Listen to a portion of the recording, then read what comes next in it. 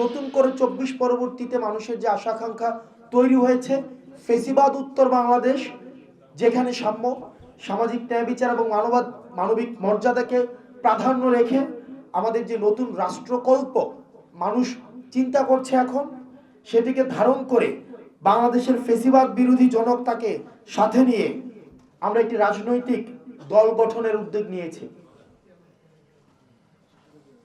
অতীতের মতো নয় যে আমরা একটি ধারণ করা আদর্শ আমরা নিজেদের ধারণ করা রাজনৈতিক কাঠামো মানুষের উপরে চাপিয়ে দিব, বরং আমরা মানুষের মতামত নিয়ে, আপনারা যদি গণ অভ্যুত্থানের পর্বটি দেখেন, গণ অভ্যুত্থানের পর্বেও আমরা আমাদের যে কর্মসূচি, এই হাসিনার কে পতনের জন্য আমাদের যে কর্মসূচি, সেটি জনগণের অপ্রকাশিত ভাষাগুলোকে আমাদের যে দমিয়ে রাখা হয়েছে, টুটি চেপে ধরে রাখা হয়েছে, আমাদের মিডিয়াগুলোকে নিয়ন্ত্রণ করেছে।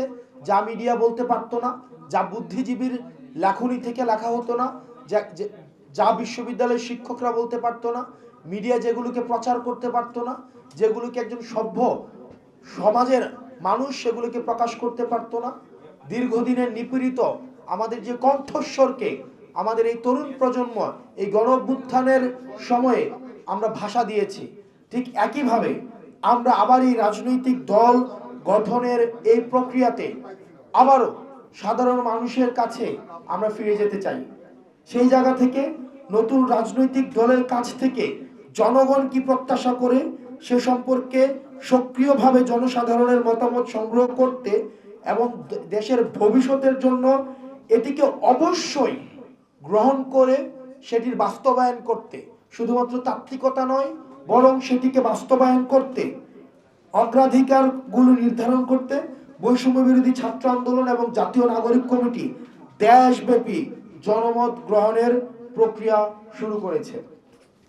এবং সেটির মধ্য দিয়ে আপনারা এই কর্মসূচিটির নাম হচ্ছে আপনার চোখে নতুন বাংলাদেশ। প্রত্যেকটা মানুষের নানা মত রয়েছে, নানা পথ রয়েছে। আমরা নানা মতের এবং নানা পথের মানুষগুলোকে ধারণ করতে চাই। তাদের চোখে তারা নতুন বাংলাদেশটা, এই ফেসিবাদ উত্তর, আমরা যে ফেসিবাদ পরবর্তী বাংলাদেশটা কিভাবে দেখতে চাই, সেটির জন্য আমরা মানুষের কাছে যেতে চাই।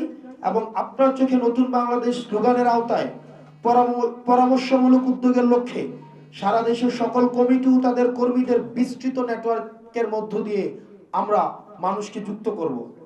সেটির মধ্য দিয়ে সকল শ্রেণী পেশার মানুষকে আমরা যুক্ত করব। তার মধ্যে রয়েছে প্রান্তিক জনপদ থেকে শহরের জনপদ, মধ্যবিত্ত যেই আমাদের রাজনৈতিক সচেতন যেই সমাজটি গড়ে উঠেছে, আমরা তাদের কাছেও যেতে চাই। রিক্সা চালক, দোকানদার, দিনমজুর, গৃহশিক্ষক, গৃহকর্মী, শিক্ষক, ঝাড়ুদার, অ্যাডভোকেট, শিক্ষক সমাজ, সুশীল সমাজ, আমাদের ধর্মীয় আমাদের যারা প্রিচার্স রয়েছেন, আমরা তাদের কাছেও যেতে চাই। ঠিক এইভাবে আমরা সর্বস্তরের অন্তত ন্যূনতম আমরা 1 লক্ষেরও বেশি মানুষের সাথে যুক্ত হয়ে তাদের মতামত নিয়ে রাজনৈতিক দলের ভবিষ্যতের দিক নির্দেশনার বিষয়ে তাদের মতামতের জন্যই চাওয়ার জন্যই এই কর্মসূচিতে আমরা নির্ধারণ করেছি। নতুন দলটি শুধুমাত্র কিছু মানুষের জন্য না হয়ে যায়, এটা যেন এলিট না হয়ে যায়, এটা যেন নির্দিষ্ট এলাকার না হয়ে যায়, নির্দিষ্ট বংশের না হয়ে যায়, নির্দিষ্ট একটি পকেটের ভুক্ত না হয়ে যায়, নির্দিষ্ট শুধুমাত্র একটা কর্মীদের না হয়ে যায়, আদর্শের না হয়ে যায়, বরং এটি যেন সমাজের সকল স্তরের মানুষের কণ্ঠস্বর হয়ে, সেটির জন্য আমরা প্রতিশ্রুতিবদ্ধ। এবং যারা বিদ্যমান রাজনৈতিক ব্যবস্থা থেকে যারা নিজেদেরকে মনে করছে তারা বাদ পড়েছে, তারা এক্সক্লুডেড ফিল করছে, আমরা তাদেরকেও প্রতিনিধিত্ব করতে চাই।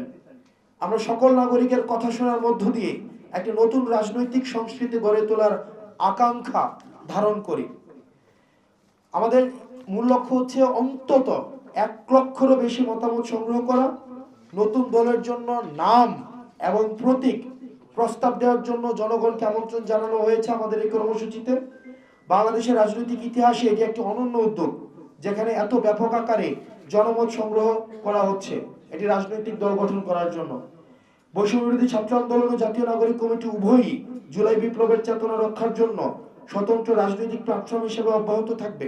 পুনরাবৃত্তি করছি, বৈষম্যবিরোধী ছাত্র আন্দোলন ও জাতীয় নাগরিক কমিটি উভয়ই জুলাই বিপ্লবের চেতনা রক্ষার জন্য স্বতন্ত্র প্ল্যাটফর্ম হিসেবে অব্যাহত থাকবে এবং জনগণের প্রতিনিধিত্ব করে এমন একটি রাজনৈতিক দল গড়ে তোলার জন্য একসাথে কাজ করবে। আমরা অনলাইন এবং অফলাইনে আমরা আমাদের কার্যক্রম পরিচালনা করব। আমরা সবাই একসাথে আমাদের যে অফলাইন যে কার্ডটি রয়েছে, আমরা সেই অফলাইন কার্ডটি একটু তুলে ধরি।